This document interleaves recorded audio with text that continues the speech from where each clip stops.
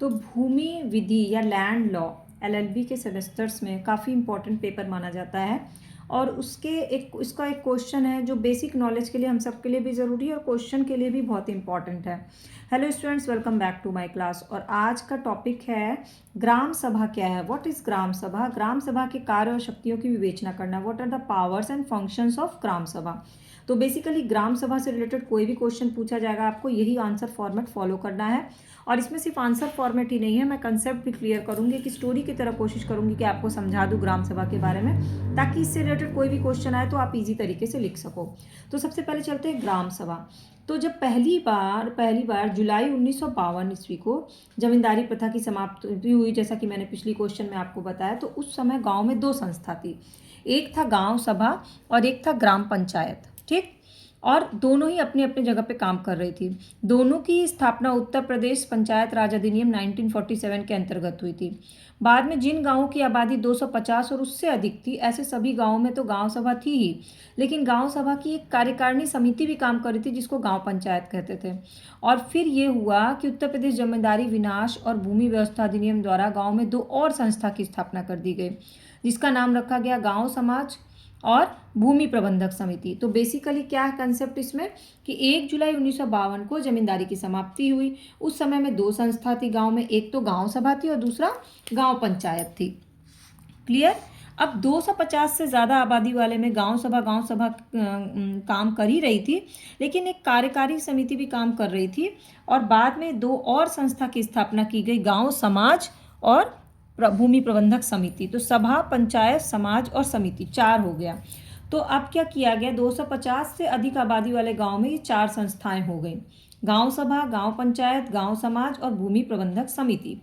फिर इसके बाद आगे स्टोरी कैसे बढ़ी कि 1961 में उत्तर प्रदेश क्षेत्र समिति और जिला परिषद अधिनियम द्वारा उत्तर प्रदेश जमींदारी विनाश और भूमि व्यवस्था अधिनियम आई, जिसकी धारा 113 में और ए से लेकर के 116 तक निकाल दिया गया। और इसके बाद गांव सभा को ही समाप्त कर दिया गया और भूमि प्रबंधक समिति की स्थापना पंचायत राज अधिनियम के अंतर्गत कर दी गई। तो आप चारों में से देखते जाइए, जो पंचायत राज अधिनियम के तहत हो गया भूमि प्रबंधक समिति।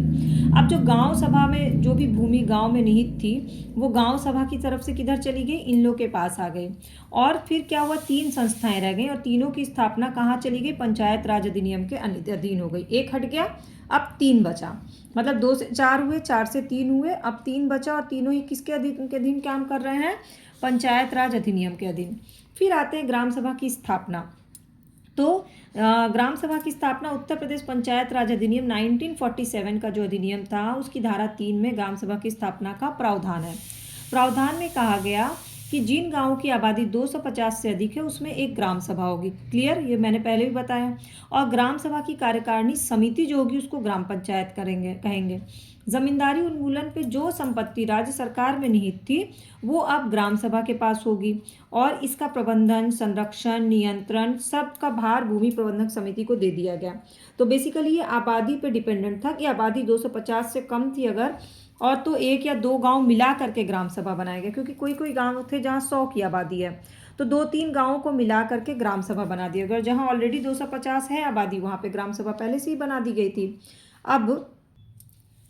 अब आगे बहुत इंपॉर्टेंट टॉपिक है कि ग्राम सभा क्या है। तो ग्राम सभा बेसिकली एक विधिक व्यक्ति है, विधिक व्यक्ति के रूप में, कानूनी व्यक्ति के रूप में माना गया। यानी कि प्रत्येक ग्राम सभा जो है वो कानून के निगाह में खुद ही एक विधिक व्यक्ति, यानी कि उसको वही हक और अधिकार मिले होंगे जो विधिक निगमित संस्था के रूप में मिलता है।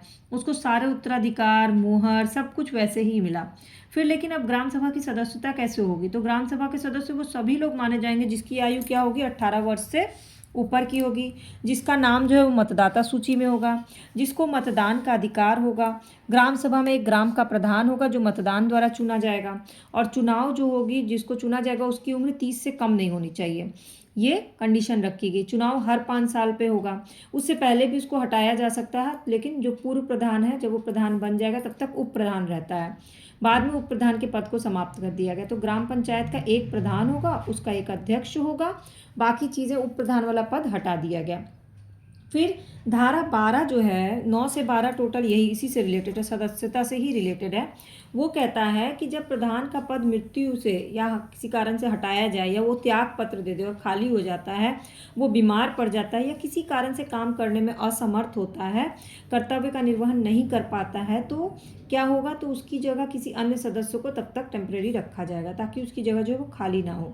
और प्रधान का कार्यकाल 5 वर्ष का होता है, उससे पहले भी खत्म हो सकता है, लेकिन वो दोबारा जरूर चुनाव लड़ सकता है। अब इसके बाद चुनाव की बात आई है, तो सदस्यों की नियोग्यता क्या होगी।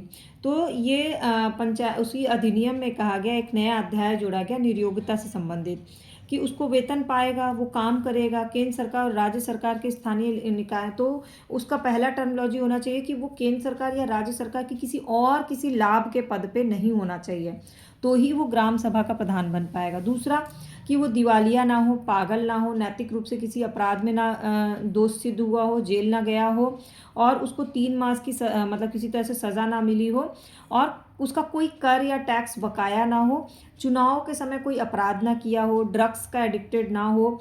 ये सारी कंडीशंस हैं जो उसके नियोग्यता के ठोस आधार माने गए।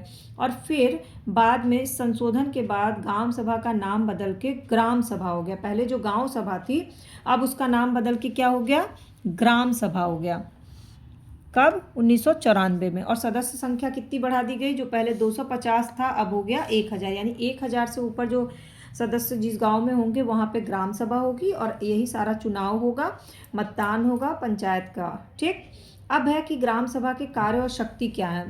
बाकी चीज़ तो क्लियर हो गई, लेकिन उनके कार्य और शक्ति क्या है। तो इसके लिए ग्राम सभा के कार्य कर्तव्य और शक्ति को 2 भाग में बांटा गया। पहला है भूमि संबंधी शक्ति और दूसरा है साधारण शक्ति। 2 तरह की शक्ति है उसकी। तो भूमि संबंधी कार्य जो होते हैं उसमें कर्तव्य शक्ति का प्रयोग करने के लिए उसकी जिम्मेदारी कैसी होती है, भूमि प्रबंधक समिति से मिलकर के वो काम करता है, और सामान्य कार्य आदि करने की जिम्मेदारी ग्राम पंचायत को दे दी जाती है। पहले तो ग्राम सभा की बैठक बुलाएगा। कैसे बुलाएगा, हर साल 2 बैठक तो कंपलसरी होगी, एक तो खरीफ बैठक और दूसरी रबी फसल की कटाई के बाद बैठक।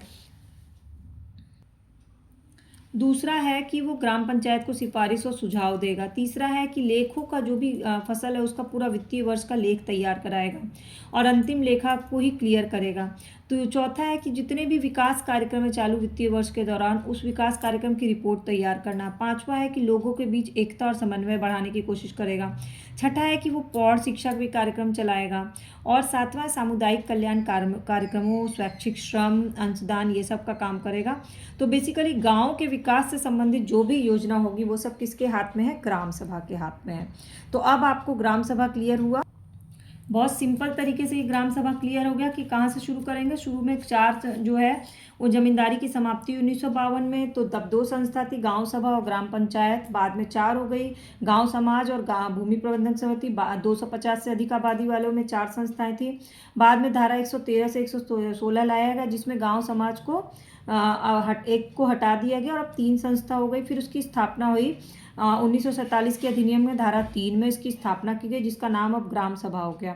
और इसको ये 250 से अधिक जनसंख्या वाले पे होने लगा, काम करने लगा, भूमि प्रबंधन समिति के साथ मिलकर काम करने लगा, और ये एक विधिक व्यक्ति के रूप में काम किया।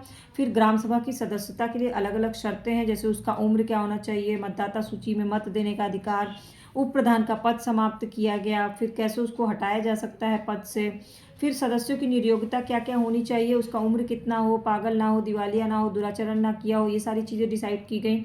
और फिर उसको कार्य कर्तव्य और शक्तियाँ दी गई 2 तरह की, एक भूमि संबंधी और एक सामान्य, जिसमें वो किसकी हेल्प से काम करता है, वो काम करता है ग्राम पंचायत और भूमि समिति के साथ मिलकर काम करता है। उसका काम का मेन उद्देश्य क्या है, गाँव से संबंधित जितनी विकास योजनाएं हैं उसके क्रियान्वयन करना। ठीक, क्लियर। अब अभी आपको कोई डाउट, क्वेरी, क्वेश्चन रहेगा तो नीचे कमेंट सेक्शन में पूछ लीजिएगा। अपना नाम और लोकेशन जरूर शेयर करिएगा कमेंट सेक्शन में, और चैनल के सब्सक्राइब या फॉलो बटन क्लिक करके बेल आइकन को प्रेस कर लीजिएगा ताकि सारी क्लासेस की अपडेट फ्री ऑफ कॉस्ट मिले।